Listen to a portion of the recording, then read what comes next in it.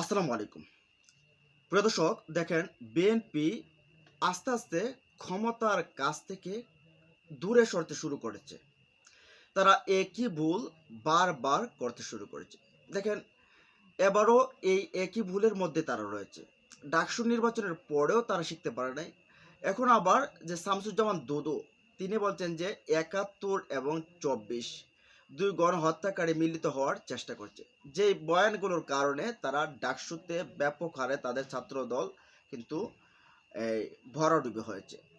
আহ, এই হচ্ছে তাদের বয়ান। তারপরে মির্জা আব্বাস সাহেব তিনি বলছেন যে ছাত্রলীগের ভোট নাকি সবগুলো এই শিবিরকে দিয়ে দিয়েছে, সাদিক কায়েম এসএফ ফরহাদদেরকে দিয়ে দিয়েছে।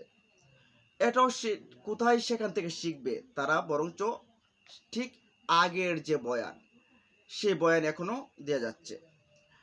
তারপরে দেখেন তাদের আরেকজন নেতা, তিনি বলছেন যে সম্ভবত যুব দলের প্রেসিডেন্ট হতে পারে তিনি। তিনি বলছেন যে তাদের কাছ থেকে শেখ হাসিনার ইলেকশন ইঞ্জিনিয়ারিং হার মেনেছে, বলতে এই নির্বাচনে নাকি কারচুপি, ব্যাপক কারচুপি হয়েছে। এখন জামাত দেখেন ধীরে ধীরে কিন্তু ক্ষমতার কাছে যাচ্ছে। এটা যদি আপনাদেরকে একটু উদাহরণ দিই তাহলে দেখবেন সাদিক কায়েম এসএম ফরহাদরা যখন জিতে গেছে ডাকসুর বিপি এবং জিএস পদে, সেই খবরটা ভারতের পার্লামেন্টে উঠে গেছে। ভারতের পার্লামেন্টে শশী থারুর নামের কংগ্রেসের এক নেতা তিনি সেখানে তুলছেন।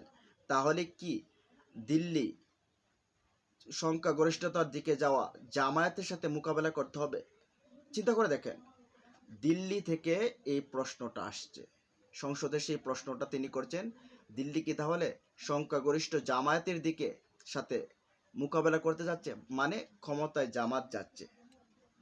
তারপরে তারা আরেকটা জিনিস এখানে খুব সুন্দরভাবে শশী থারুর এখানে উল্লেখ করছে, যে তিনি বলছেন যে ধর্মীয় উৎসাহের দিক দিয়ে যে জামাতের দিকে মানুষ ঝুঁকছে আওয়ামী লীগ এবং বিএনপিকে বাদ রেখে, তা কিন্তু কারণ নয়। কারণটা হচ্ছে আওয়ামী লীগ, নিষিদ্ধ আওয়ামী লীগ এবং বিএনপির চাইতে দুর্নীতিতে এবং দুঃশাসনে মুক্ত হচ্ছে জামাত। এটা স্পষ্ট, আপনারা যারা দেখতে যদি এই আর্টিকেলটা পড়তে চান পরেও দেখতে পারেন। এখানে বলছে তারা এই জায়গাটা থেকে মুক্ত। আর সেই একই জায়গায় এগুলোর সাথে যুক্ত হচ্ছে বিএনপি, যেহেতু আওয়ামী লীগ এখন নেই। বিএনপি একই ফাঁদে বারবার পা দিয়ে সেই ইমেজ আরও বরঞ্চ বেশি করে ডাউন করছে। রুমিন ফারহান একটা কথা বলছিল যে মির্জা আব্বাসে যখন বলছে যে ছাত্রলীগের ভোট শিবিরে পেয়েছে, তখন বলছে যে এগুলো কথাই আমাদের দলের জন্য কাল হয়েছে। ফজলুর রহমান সাহেব সেই ৭১-এর চেতনা বিক্রেতা, তিনি বারবার ৭১-এর চেতনাকে বিক্রি করেন। যে ৭১-এর চেতনা থেকে বিক্রি করে শেখ হাসিনা দেশ ছেড়ে পালিয়ে দিল্লি গেছেন, সে ৭১-এর চেতনা তিনি বিক্রি করেন। রুমিন ফারহানারা এই আওয়ামী লীগের সময় ভালো ছিল, এখন শুধু মব আরও অনেক কিছু। দেখেন বারবার একই বক্তব্য আসছে। গয়েশ্বরচন্দ্র রায় তিনি বলছেন যে রাজাকারদের হাতে আমরা ক্ষমতা দেব, এটা আমরা মেনে নিতে পারি না। এই যখন বয়ান, এই যখন ভুল ন্যারেটিভ তৈরি করা, এগুলোই কিন্তু জনগণের কাছে ভুল মেসেজ যাচ্ছে। তারা মনে করছে যে সেই বস্তা পচা ৫৫ বছরের রাজনীতি সেই সামনের ৫ বছরও বিএনপি করতে চাচ্ছে।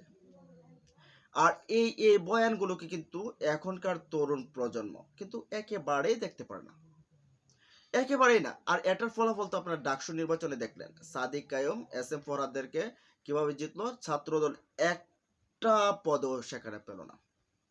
এটার জন্য আবিদ, হামিম, মায়েদ এরা দায়ী না, এরা যথেষ্ট যোগ্য ছিল। এদের দলের টোটাল সিস্টেমটাই ভুল, এই ভুল সিস্টেমের কারণে তাদের এই পরাজয়। এখন যত তারা ইগনোর করে কথা বলছে, জামাতকে যত তারা পাকিস্তানি ট্যাগ দিচ্ছে, যত তারা এই মুক্তিযুদ্ধ বিরোধী ট্যাগ দিচ্ছে, রাজাকার ট্যাগ দিচ্ছে, ততই মানুষ এই বিএনপি থেকে মুখ ফিরিয়ে নিচ্ছে। দেখবেন নিষিদ্ধ কোনো জিনিসের প্রতি মানুষের আকর্ষণটা বেশি থাকে। আপনি যখন দেখবেন একজন মানুষকে আপনি বলবেন যে সে পাগল, তখন ভরা মসজিদের কাছে যখন বলে ওই যে মানুষটা পাগল, তখন এই মানুষগুলো উঠে যাবে, সেখানে গিয়ে দেখবে যে সেই লোকটাকে আসলেই পাগল, কেমন পাগল আমরা একটু দেখতে চাই। তখন সে তার ব্যাপারে জাস্টিফাই করবে জাস্টিফাই করে তারপরে সিদ্ধান্ত নেবে।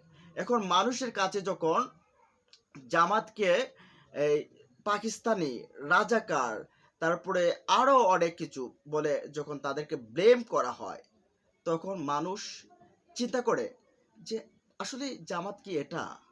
তখন জামাতের ব্যাপারে তারা অ্যানালাইসিস করতে শুরু করে। যেটা আওয়ামী লীগও করে গেছিল, সেই একই কাজটা জামাতের প্রচারণা কাজটা বিএনপি করছে এখন। বিএনপি সেই একই ভুল এই আওয়ামী লীগের মতো, হাসিনার ভুলের মতো বিএনপি করতেছে। এই বরঞ্চ জামায়াতের প্রচারণাটা এই এই যে বিএনপি তারা করতেছে। এখন ওই যে বললাম নিষিদ্ধ জিনিসের প্রতি মানুষের ঝোঁক বেশি। এখন তারা বলতেছে জামাত কি আসলেই খারাপ? জামাত কি আসলেই এই পাকিস্তানি বা ৭১ এরকম ছিল?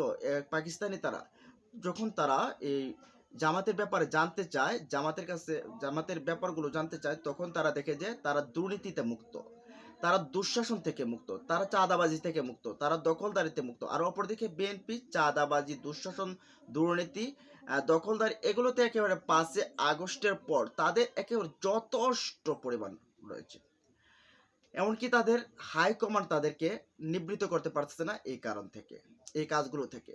এগুলো একের পর এক দাগ কাটতেছে মানুষের কাছে। এখন থেকে ২৪-এর পরবর্তী যে জেনারেশনটা, যে মানুষগুলো যে একটা বিপ্লব ঘটিয়েছে, যেই বস্তা রাজনীতি, যে দুঃশাসন, চাঁদাবাজি, দুর্নীতি, দখলদারি এগুলোর বিরুদ্ধে কি কিন্তু এই বিপ্লবটা ঘটেছিল। যখন তারা এই ৫ই আগস্টের পর আবার একই কাণ্ড আরেকটা দলের দ্বারা দেখতেছে, তখন তারা চিন্তা করতেছে যে এই দলটাকে কি আমরা ক্ষমতায় নেব? তাহলে তারা ক্ষমতায় যাওয়ার আগেই যদি এই চিন্তা এরকম কাজ করে, তাহলে এরকম বয়ান দেয়, তাহলে তারা ক্ষমতায় গেলে কি করবে? এই চিন্তাগুলো কিন্তু করতেছে, করে। যার ফলাফল ডাকসুতে আপনারা দেখছেন, এটা জাতীয় নির্বাচনেও দেখবেন। শশী থারুর যে কথাগুলো বলছে এমনিতে বলে নাই। সে একজন অ্যানালাইসিস্ট, একজন রাজনৈতিক বিশ্লেষকও তিনি। কারণ ভুলভাল তিনি গল্প বলেন নাই। এখন এভাবে কিন্তু বিএনপি বারবার যেখানে ডাকসুর থেকে শিক্ষা নেওয়ার কথা, সেখানে তারা একই ঘুরের ভেতরে রয়েছে, সেই ঘুরের ভেতরে থেকে ঘুরতেছে, সে একই বয়ান বারবার আওড়াইতেছে, সে একই ব্লেম দেওয়া শুরু হচ্ছে যে জামাতকে, শিবিরকে তারা দেশে রাখবে না, পাকিস্তান পাঠিয়ে দেবে, তারা রাজাকার, তাদের কোনো ওই সরকার গঠন করার কোনো ক্ষমতা নেই, তাদেরকে জনগণ ভোট দেবে না। আরে জনগণ ভোট দিবে কি না দেবে এটা তো জনগণের বিষয়। এখন এটা আপনি যখন বলেন তখন তো জনগণ আরো বিগ্রে, আরে আমার অধিকারটা একজনে কেড়ে নেওয়া যাবে, আমি আমার ভোটটা কাকে দেবো না দেবো সেটা তো আমার বিষয়, সেটা আরেকজনের যখন কেড়ে নেওয়া যাবে, যা তাদেরকে ভোট দেবো না। এখন ওই যে যা কিছু করতেছে বিএনপির আজকের যে জনপ্রিয়তা যে হ্রাস হচ্ছে, ক্ষমতা থেকে যে দূরে ছিটকে যাচ্ছে, সেটা তাদের হাতের কামায়। তার প্রত্যেকটা কাজ নিজেরাই তৈরি করছে। দেখেন আজকে জনপ্রিয়তার দিকে হিউজ পরিমাণ সমর্থন ছিল। ৫ই আগস্টের পরেই তাদের এত জনসমর্থন ছিল যে যদি নির্বাচন হয়ে যেত ৩ মাসের ভেতরে, তাহলে হয়তো তারা ২৯০টা আসনই পেয়ে যেত। কিন্তু সেই জায়গা থেকে তাদের জনপ্রিয়তাটা প্রায় 50-50 নিয়ে এসেছে তারা। এখন অনেকে বলতে পারে যে বিএনপি তো একটা বড় দল, সামলাতে পারে, বড় দল না হলে ছোট করেন। তারা বলে যে আমরা মুফাসসল এলাকার ভোটগুলো পাবো। আরে ভাই, মুফাসসল এলাকার মানুষও এত ব্যাককেল না। প্রত্যেকের হাতে একটা অ্যান্ড্রয়েড সেট আছে, স্মার্টফোন আছে, বা প্রত্যেকের ছেলে পেলে এখন শহরে থাকে, তারাও এসে কিন্তু পরিবারের সাথে শেয়ার করে। এত ব্যাককেলের দিন আর সে আদেমকালের যুগ নেই। এখন বিএনপিকে যদি এই জায়গা থেকে ওভারকাম করতে হয়, তাহলে তাদের শিক্ষা গ্রহণ করতে হবে। শিক্ষা তো গ্রহণ করে নাই, শিক্ষা আসলে অনেকেই করে না, যার কারণে তাদের পতনটাও তারা নিজের হাতে তৈরি করে। যেরকমভাবে আওয়ামী লীগ বারবার তাদেরকে সতর্ক করার পরও তারা শিক্ষা গ্রহণ করেনি, যার কারণে তাদের পতন হয়েছে। এখন যদি বিএনপি একই কাজ করে, তাহলে তাদের ক্ষমতায় যাওয়ার আগেই জনগণ পতন ঘটাবে। ক্ষমতায় জেলে তো পতন করতে হবে, তাহলে তাদেরকে এর আগেই করাবে। তো এই যে বিএনপির এই কাণ্ডগুলো, এখান থেকে বিএনপি শিক্ষা নেক, সুস্থ রাজনীতির ধারায় ফিরে আসুক, দেশটাকে উন্নয়নের দিকে নিয়ে যাক, সামনে নিয়ে যাক, সেটা আমরা প্রত্যাশা করি। আর ক্ষমতায় কে যাবে না যাবে এটা জনগণ ডিসিশন নেবে। আর তবে ভালো রাজনীতি করুক, বিএনপি করুক, জামাত করুক, বা অন্য যারা আছে, ভালো রাজনীতি করুক। যাই হোক প্রিয় দর্শক, এই বিষয়গুলো নিয়ে আপনাদের মতামত জানাই দিন কমেন্ট বক্সে। ভালো থাকুন, সুস্থ থাকুন, আল্লাহ হাফেজ।